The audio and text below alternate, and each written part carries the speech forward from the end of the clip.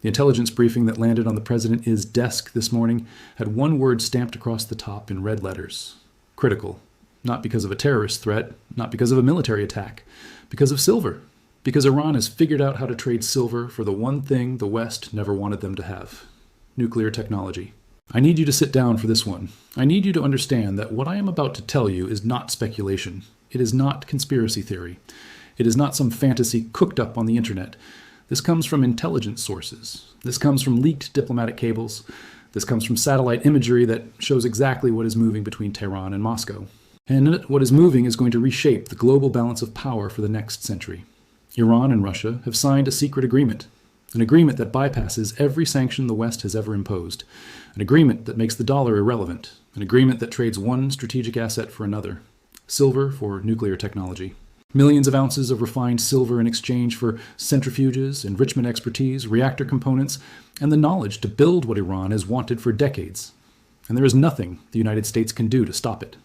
Let me take you through how this deal works, because the mechanics are as brilliant as they are terrifying. For 20 years, the West has tried to prevent Iran from developing nuclear capabilities. They imposed sanctions. They froze assets. They cut Iran off from the global banking system. They made it illegal for any company in the world to do business with Iranian nuclear facilities. And for 20 years, they thought it was working. They thought Iran was contained. They thought the economic pressure would eventually force Tehran to abandon their nuclear ambitions. They were catastrophically wrong. The problem with sanctions is that they only work if everyone plays by the rules. They only work if there is no alternative to the dollar-based financial system. They only work if nations are afraid of American economic power. Russia is not afraid. Russia has been living under sanctions for years. They have built alternative payment systems. They have developed workarounds for every restriction the West has imposed. And now they are sharing those workarounds with Iran.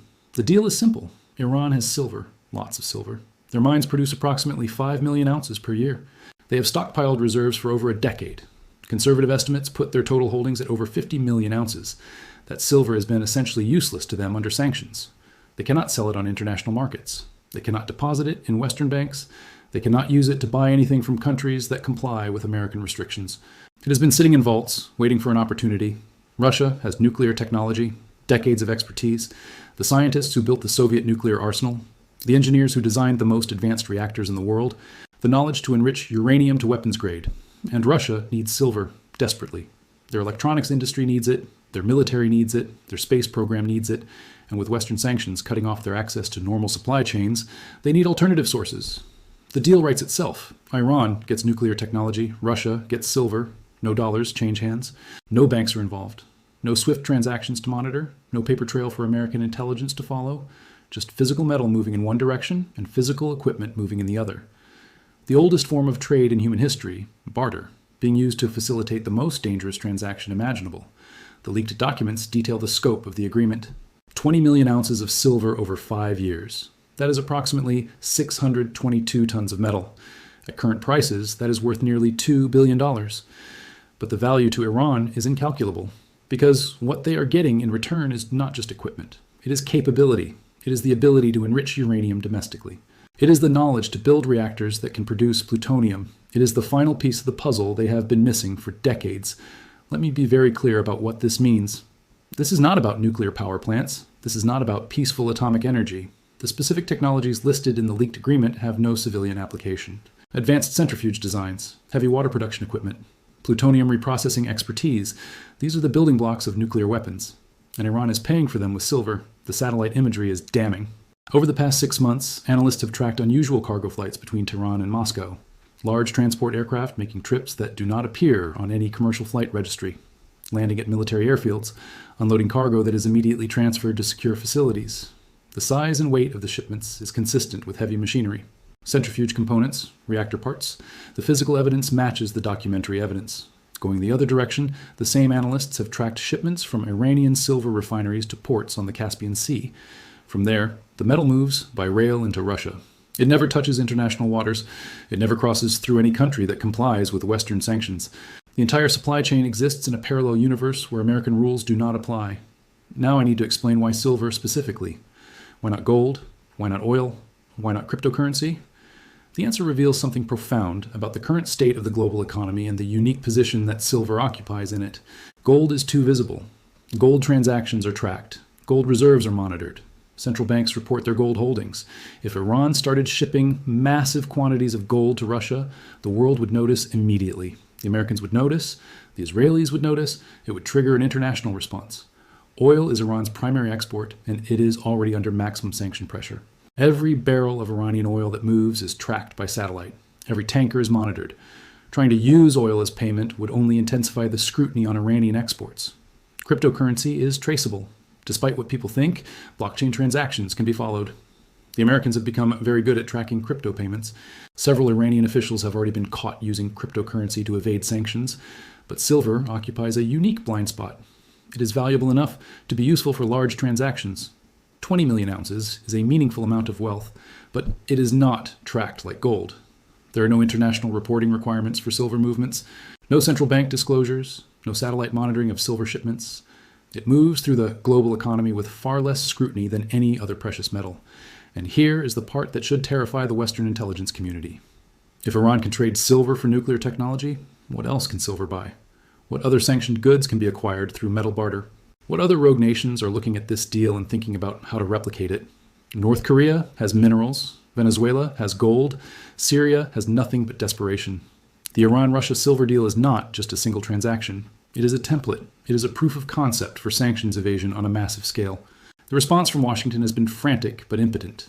The State Department has issued statements condemning the deal. The Treasury Department has announced new sanctions targeting Russian entities involved in nuclear technology transfer. The Pentagon has increased surveillance flights over the Caspian region, but none of it matters. The silver has already moved. The technology has already been transferred. The centrifuges are already spinning in underground facilities in Iran. The horse has left the barn and the Americans are still trying to lock the door. Let me tell you what the intelligence community is most worried about. It is not just that Iran is getting nuclear technology, it is the timeline. Previous estimates suggested Iran was still years away from being able to produce a nuclear weapon. Those estimates assumed that sanctions would continue to slow their progress. Those estimates assumed that Iran could not acquire the most advanced centrifuge technology. Those estimates are now obsolete. The Russian centrifuge designs that Iran has acquired are generations ahead of what they were previously using. The IR-1 centrifuges that Iran built domestically were slow and unreliable. They required thousands of machines to produce meaningful quantities of enriched uranium. The Russian designs are different. They are faster, more efficient, more reliable. With these new centrifuges, Iran can achieve the same enrichment output with a fraction of the machines. And fewer machines means smaller facilities. Smaller facilities means easier to hide. Easier to hide means harder to bomb. The Israeli response has been predictably aggressive. Mossad has reportedly identified 3 Iranian scientists who traveled to Russia for training under the agreement. 2 of them have already suffered unfortunate accidents, car bombs in Tehran, a suspicious death in a Moscow hotel. The Israelis are doing what they always do, targeted assassinations to slow the program. But they are fighting a losing battle. You cannot assassinate knowledge. You cannot bomb expertise. Once the technology transfers, it exists in Iranian minds and Iranian computers forever. Now, let me bring this back to the silver market, because that is ultimately why you are here. This deal has massive implications for the price and availability of physical silver. 20 million ounces moving from Iran to Russia over 5 years. That is 4 million ounces per year. That is roughly half of Iran's annual production being committed to this single transaction. That silver will not reach the global market. It will not show up in London or New York or Shanghai. It will disappear into Russian strategic reserves, never to be seen again. But the impact goes beyond just the Iranian supply. This deal demonstrates something that the market has not yet fully priced in. Silver is becoming a strategic asset. It is becoming a medium of exchange between nations that reject the dollar system. It is becoming a way to conduct transactions that cannot be monitored or sanctioned by the West. If silver can buy nuclear technology, what is it really worth? Not the paper price on the comics, not the manipulated spot price that the banks publish, the real value, the strategic value. The value that nations place on it when they are trading for existential capabilities. That value is far higher than $93 an ounce. That value is whatever Iran is willing to pay for nuclear weapons. And Iran is willing to pay everything. The precedent this sets is enormous. Other nations are watching. Other nations with silver reserves are calculating. If Iran can trade silver for Russian nuclear technology, then China can trade silver for Iranian oil. India can trade silver for Russian weapons. Brazil can trade silver for Venezuelan crude. The entire sanctions architecture that the United States has built over decades can be circumvented with physical metal. This is the de-dollarization that everyone has been talking about. But it is not happening through BRICS currencies or digital yuan or special drawing rights. It is happening through silver, through gold, through physical commodities that have value independent of any government decree. The Iran-Russia deal is the template for a new global economy. An economy where the dollar is optional. An economy where sanctions are meaningless. An economy where physical possession of real assets is the only thing that matters.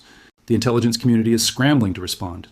There are proposals to sanction silver itself, to declare it a strategic material subject to export controls, to require reporting of all silver transactions above a certain threshold. But these measures would take years to implement, and they would be fought by every industry that uses silver, by every investor who holds silver, by every country that mines silver. The political obstacles are enormous. Meanwhile, the centrifuges spin. The uranium enriches. The clock ticks toward the moment when Iran announces that they have achieved what the West spent 50 years trying to prevent. And when that announcement comes, remember this moment. Remember that it was paid for with silver. Remember that the metal in your safe is the same metal that bought nuclear weapons for a rogue state. That is the world we live in now. That is the value that nations place on physical silver. The leaked documents suggest this is just the beginning. There are references to future phases, larger quantities, additional technologies. The 20 million ounces is the down payment on a relationship that will grow. Russia needs metal. Iran needs technology. Both need to escape Western sanctions. The marriage is perfect, and it is consummated in silver. I want to be clear about what I'm not saying. I'm not saying that silver holders are funding terrorism. I'm not saying that buying silver is immoral. I am saying that silver has become strategic. It has become geopolitical. It has become a tool of statecraft at the highest levels. And when something becomes that important to that many powerful actors, the price cannot stay suppressed forever. The manipulation cannot continue indefinitely. The paper games cannot override the physical reality. The intelligence briefing that landed on the president's desk had one word stamped across the top: critical. That word applies to more than just the nuclear implications. It applies to the silver market itself. We have entered a new era, an era where silver buys weapons, where silver bypasses sanctions, where silver determines the balance of power between nations. The deal is done. The silver has moved, the technology has transferred, and the world will never be the same. 20 million ounces for nuclear capability. That is the price Iran was willing to pay. That tells you everything you need to know about where silver is really valued. Not at $93, not at $100, not at any price the paper market publishes. At the price of nuclear weapons, at the price of survival, at the price of power itself. The secret deal has been revealed. The question now is whether the West can respond before it is too late. And based on everything I am seeing, the answer is no.